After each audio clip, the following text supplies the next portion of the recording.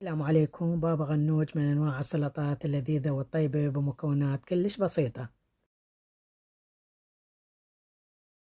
أخذ حبة باذنجان وأضعها على عين الطباخ أو أضعها بالفرن وأتركها تستوي. بعد ذلك ألفها بكيس شفاف، لأن الكيس الشفاف يساعد على رطوبة الباذنجان، وأتركها تبرد. بعد ذلك بعد ما تبرد أفتحها من الوسط وأخرج اللم مالتها مثل ما تشوفون بالصورة. أخرج اللم مالتها وأضعه بصحن ثاني حتى أهرسه هرس جيد قبل ما أضع الخلطة عليه. مثل ما تشوفون بالصورة أخرج اللم مالت الباذنجان، بعد ذلك أضعه في صحن وأهرسه.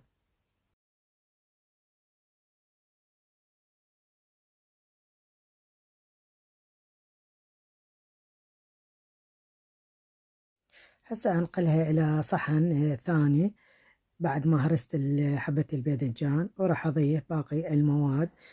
باقي المواد هي عندنا ربع كوب ليمون، حبات ثوم مهروسة، ربع كوب راشي، ربع كوب لبن أي زبادي، أضيف ربع كوب زيت زيتون، وأضيف رشة ملح.